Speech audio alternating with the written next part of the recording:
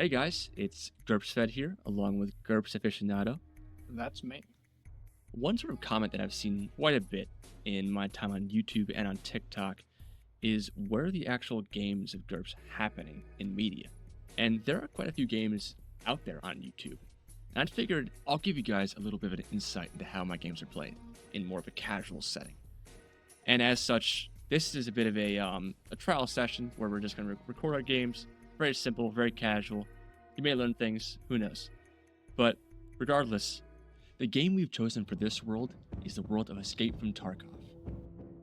So, Escape from Tarkov is set in the Tarkov Special Economic Region of Russia. This is a fictional setting, doesn't exist in real life. For this imagined purpose, it's kind of on the water and kind of important, but apparently not enough to present any sort of real international calamity. What we see here is that Terra Group Labs, a international corporation, has set up shop in Tarkov, and they began developing all sorts of weaponized programs, including advanced combat stimulants, for which they've been supporting their research with some really unethical human experimentation. There's some heinous stuff going down deep down in their laboratories. And also, they're doing some research into some alternate weapons of mass destruction, particularly in the form of EMP bombs. In this case, they have managed to accidentally detonate one of their test prototypes down in their lab in the center of Tarkov, the city of Tarkov.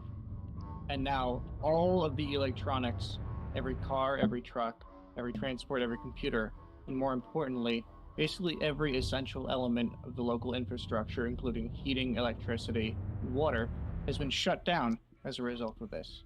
The government of Russia has set up a barricade to prevent the anarchy from spreading and to prevent any more looters than already have flooded in from getting into the area. For the most part, over the past few months, most of the civilians who were able to have already fled voluntarily. And anybody who remains, well, they're here for money. Me personally, my name is Isaac Marsh. I am currently a USEC. That means United Security. We are a subsidiary group of Terra Group Labs, and we're kind of like their armed branch. We're supposedly a security company, but really that means more like a private mercenary company. What we do is provide armed security around Terra Group's sites. Well, that was before the bomb went off. And now we've fragmented mostly into separate gangs, where a few of the best have migrated down to a water treatment plant by the river, and some others have tried to stake their claim out on some of the old military sites, trying to loot what there is to find. I am trying to get the fuck out of here. I was a green little fellow before I signed my contract. I was fresh out of the Navy, and I thought, an overseas contract with a private military corporation, and they're paying me $300,000 a year? Awooga? My God, why wouldn't I sign that? I guess you get what you pay for, in a more literal sense, because I am currently plunged ankle deep in hell. Well, it's been 3 months since the bomb was set off.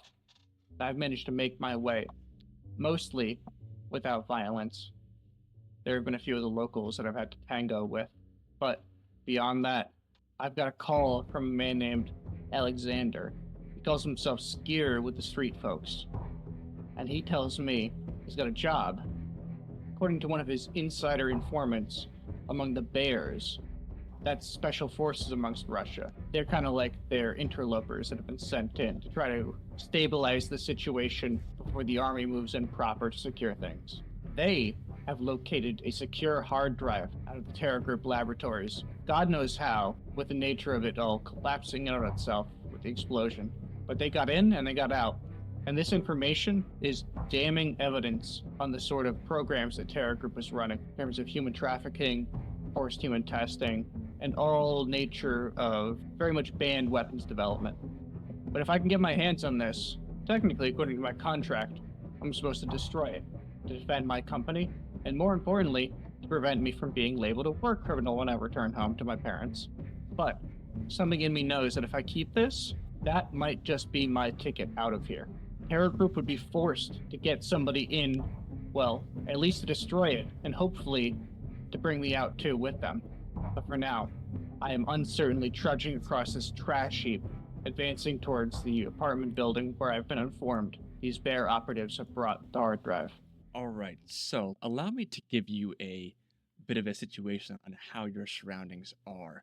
So you've been traveling on the outskirts of what's called customs for quite a bit now, and this area in particular is about 3 miles off the conglomeration of buildings and power plants and such. After a short period of time, you get a call from your radio. In fact, you get calls actually for each day at 9 a.m. sharp from Alexander Kiselyov from Skier. And as such, he's basically been checking in on you, making sure that you've been following his lead, so to speak, and making sure you're not dead, in fact. Thankfully, you have not disappointed him. And as such, you hear the chirp of your radio turn on as you hear a slight sort of muffled sound in your pocket saying, "Hey, Yankee, are you here? Still alive?" I'm going to open up the pouch and pull out my walkie-talkie. It's a long-range transistor radio. It's got a long antenna on it, but I managed to make it fit in my tactical weapon. Yeah, what do you want, Skier? Very good, very good. Where are you right now? I have eyes on the building. I'm moving through the refuse heap. Excellent, excellent. The package should be on the top floor of the building. Don't get blown up. What's the protection job looking like? Well, they shouldn't know you're there, firstly.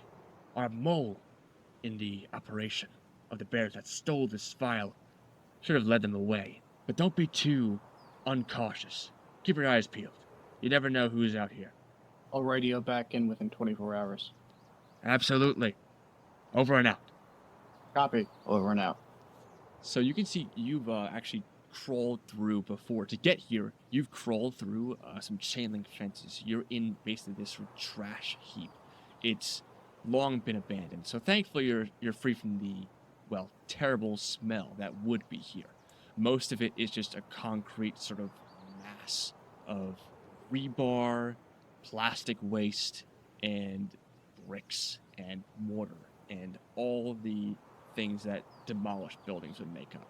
A lot of the buildings here are reminiscent of 80s style Soviet architecture. This seems to be a bit of a failed attempt at making a town.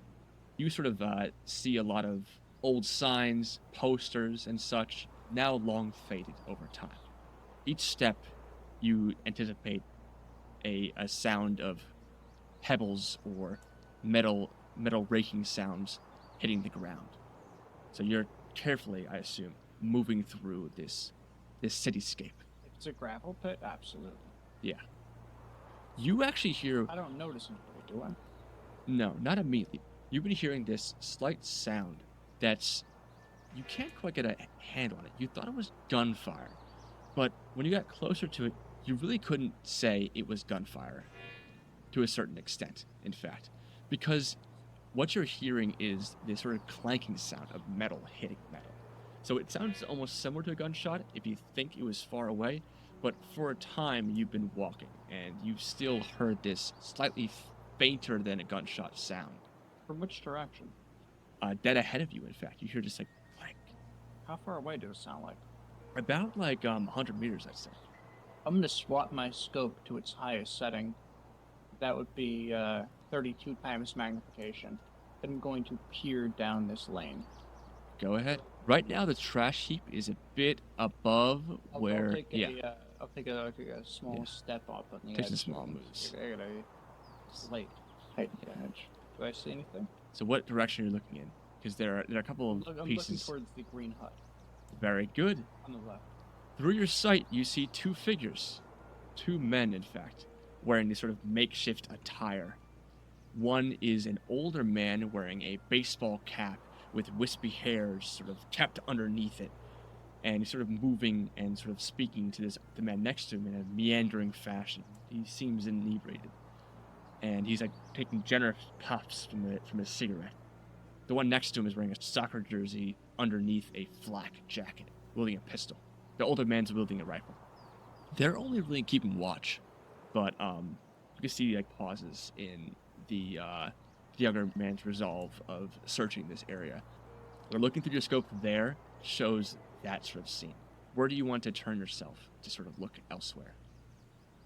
I'm gonna dip just a little bit to keep my eyes low as I can. Uh-huh. I'm gonna sway right to look this Right. direction Swaying before I sway back left. Swaying right immediately shows you to this man right here. He seems to be the one that's making the actual noise. Does it look like he's hitting something? It seems like he is, actually. What the fuck is this guy up to? Who knows? Not I. I'm going to roll a sense roll, though, because you're going to... Did you stop at him, or did you keep looking around? Stop at who? You stop your scope on him just to look at him, or anybody else? I mean, for a few seconds. I stopped it on each one for a few seconds just to observe them fairly, and then I'm going to continue to sweep right and then back left eventually. So that is the scene that you see so far. And the scene I do not like. These do look like scavengers to me, don't they? They do. I don't like this situation. I am going to crouch down. Okay, all right, nice. And begin maneuvering myself around the right of this crash heap. So there's not all too much noise made for each footstep. There's sort of a mixture of gravel and concrete. Fine gravel pebbles sort of tumble as you make each step throughout this junkyard. That's good. I'm gonna keep looking forward. How do I look over from this direction? Do I see anything? I'm actually gonna stand up just a little, just enough to poke my head over, not too much over. I would say this: get any closer, you have to make some stealth, or at least a stealth roll per minute, of course. Do they look like they're going to be hostile? What is my experience tells me these people are not going to be friendly. Compromise. No. Gotcha. I'm going to begin aiming at this person. All right, got it. For 5 turns. Okay. You're aiming at which one? One on the left? One with the rifle. Oh, all right, so one on the right then. The older fellow. He gestures towards the kid with his cigarette. You see him actually sort of yell at him, "God damn it, just have a smoke. You're so uptight." So I have 16 rifle skill, plus 5 base weapon accuracy, plus 5 from my scope to get those benefits. And then I get a extra plus 2, I believe, from those extra turns of aiming, technically, in addition to my skill. That brings me up to a 28 skill, most monumental. Minus 9, that brings me down to a 19. And then minus 7, that brings me down to a 12. To his dome. God damn. I'm going to perform an all-out attack determined because I'm aiming, and tack shooting says that if you're going to aim, you have to do an all-out attack. Getting my physical dice out here. 1, 5, 4. Ooh, am I lucky? Since he does not know at all about this attack, he has no active defenses whatsoever. He's going to take all the damage right now. So roll me your dice for the damage. That was an armor-piercing round. 7d6 for the damage on this 7.62 rifle. So 25. God damn. All right, so Armor piercing with the armor divisor of 2, so his skull is only DR1 against that. And you have shot him in the head. So you have brought him below times 5 HP. So you have blown a hole in his head the size of a tennis ball, square into his forehead, as you're going to see him just collapse to the ground. And now I'm going to roll me a good old d6. Okay, I've made all the rolls. It is now back to you. I'm going to take a turn to shift to my direct scope. I'll step forward as I do that. Back to you. I'm going to aim at this poor guy. It is your turn again, by the way. My turn again? Yes, it is. You've soundly surprised them. I'm rolling it's a 14 to hit him. You look through your magnified scope as the older scab looks over in horror at the younger scab collapsing, and he did not succeed in this active defense roll. This is gonna punch him for... I'm gonna hit him for 11 damage. Alright, he's still standing, in fact, from that shot. You heard him very soundly, though. He lurched immediately from that shot. I'm sorry, I looked at this guy before. Is this guy armed? Not right now.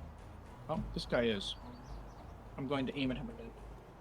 Alright, it is back to you. Are you going to step and aim again? Yes, I will. Total surprise is still in effect. You can go once more. Lucky as hell, aren't I? I know. Well, I aimed at him. Are you hitting him again? Yes, I am. That's against a 14. I'm lucky that I have high enough skill. I'm taking, conservative moves, so that is still a success. Whoa, the torso. You're- Second shot at this poor fellow. Oh boy. Let's roll one more time. And he has failed that check. So he also expires. You shot him again in the chest. He is dead. Why do you have to be like this? This guy's going to start running, in fact. I'm gonna shift my scope back up to 32 times. It is now your turn. I aim at him. All right, cool. One more move by this individual. Right now, the chain link fence is obscuring your view. I'll give you a -2. My next turn, I'm going to take a step up. Aim once more. Yeah, you could say my name. He's now sprinting, in fact. He's going to start sprinting now. He's fucking terrified. I'm going to strafe back first, and now I'm looking through the barbed wire instead of the fence, and I have a slightly clearer view again. My third turn of aiming. Nice, nice. All right, he takes yet another move of movement. He is scared shitless of these shots. I'm gonna turn and jog up here, and I'm gonna begin scouting for him. As you turn to look at the fence, You actually do see somebody inside of this trailer, right here.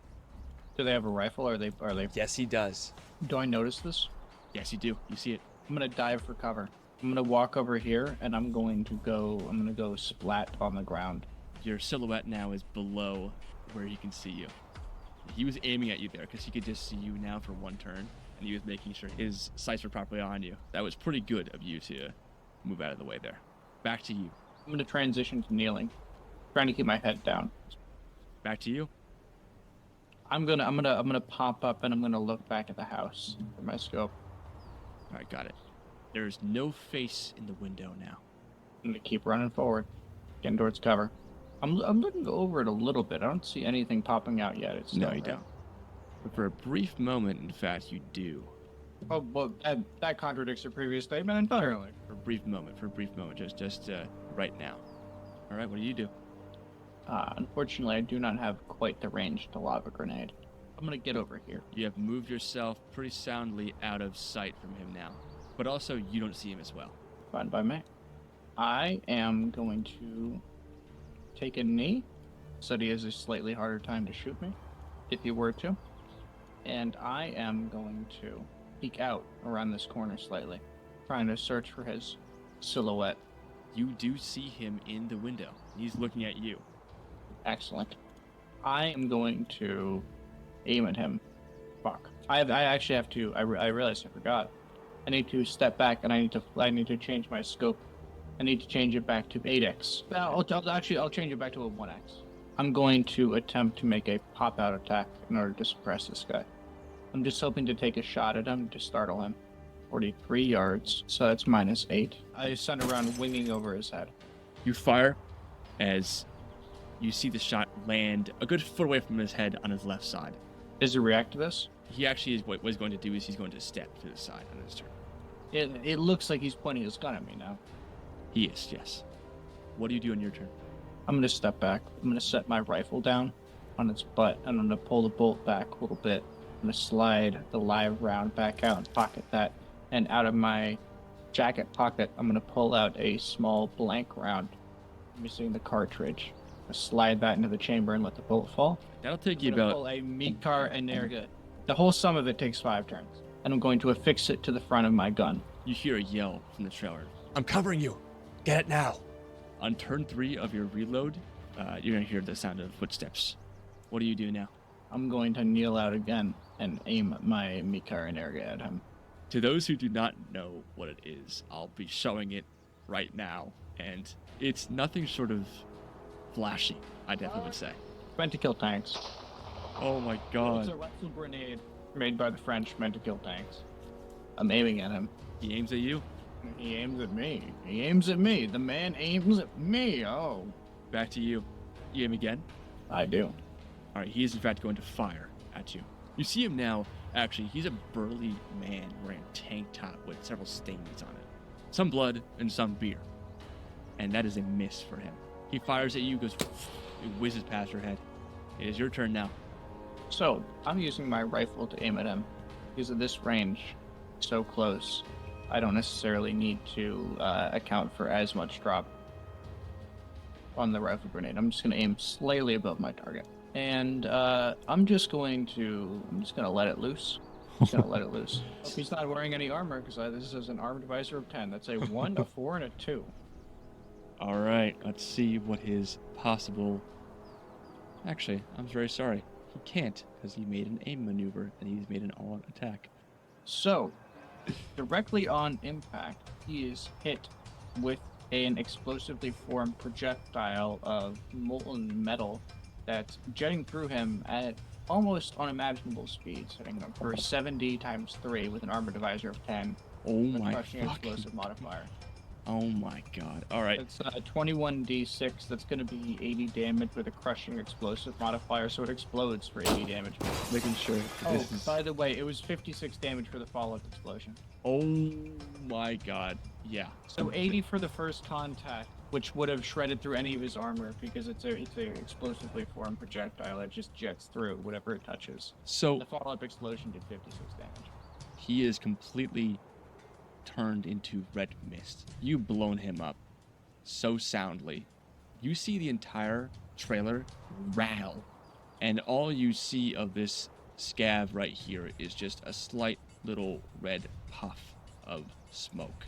And now back to this scav, who is going to basically dive down prone for this turn. As part of my step, I'm going to go from kneeling to standing. I'm going to lean out effectively around here a little bit. Do I see him at all? You see some of him. I'll tell you, you have a -3 to him. Instead, I'm going to wait and hope that he doesn't realize I'm watching him. I'm going to step out and aim at him. Thankfully, I only loaded one blank in there, so my next round Arctic Chamber is going to be another armor piercing. All right, his turn. You're going to step, grab. Now it is your turn. I'm going to step out, and I'm going to look down at him. And I can see his silhouette around this safe that he's hiding behind, right? Yes, but You're gonna have a -5 to hit him. I'm just going to begin aiming at him as close as possible. I'm going to aim another turn. Second turn of aiming. he's very fucked right now. He is using the ground and the elevation of the hill to block his silhouette. He's going to stay put. I'm going to aim one more turn. Is he still pressing himself against the safe? Yes. I'm going to take one step forward, and as I'm aiming towards him, I'm going to take my left hand up on the front of the rifle, and I'm going to shift it just up a little bit while I'm aiming at him. I'm going to flick on my laser designator. As soon as the laser comes out, you hear, "Hey, man, listen. Let me go, please. I don't know how much I trust this guy. Please, I don't want to die. Are you armed? I am, but Back away. how do I know you won't kill me afterwards?" You just got to take that chance. After a brief pause, you hear the sound of his gun hitting the floor. Stand up, turn around, and walk backwards. He's going to slowly put his arms up. You're not suicidal, are you? No. That's good. Then keep walking. And I'm gonna continue glassing the area around. I know these shots may have attracted some other unwanted attention. 3 turns in order to reload to a standard mag. But I'm gonna look around here, just trying to scout things out. Do I see anything looking back at me? You don't see anybody in particular. I'm gonna back up a little bit. Keep it coming. He's going to keep on pacing. Does he appear to have any other sidearms on him? Anything? Nothing at all. Pull up the cuffs of your pants. I want to see around your ankles. He's going to do as you say and make everything in his inventory clear to you. Turn out your pockets and ditch the bag. He's going to slowly reach into his pockets and turn them out. And you see him put his arms down and allow his backpack to slip out of his shoulders. What do you know about that building up there, the tall one? Not much. What have you seen recently? Ton of gunfire there. A couple of days ago. Are there any others like you around here? Yes, there are. Where? A couple miles away. Why'd you come here? Armed. For money. Money? What else? That's all. That's all. I'm gonna roll detect lies when he says that's all. He's telling the truth. And he's going to say, "Listen, I don't want to be out here right now. I just don't feel..." And in that moment, you hear a crack from far away as his torso opens up in front of you with red guts spilling out as his body falls to the ground with a rave thud. And that's where I gotta end it. All right, guys, this has been great. if you guys like this sort of thing, in the future we'll expect some more of this, but with more cinematics and planning. If you enjoy this, we can continue this story and keep it going along. Thanks, guys. And like and subscribe, motherfuckers, or else I'll find you. You're gonna gain some disadvantages, my friend, if you don't like and subscribe.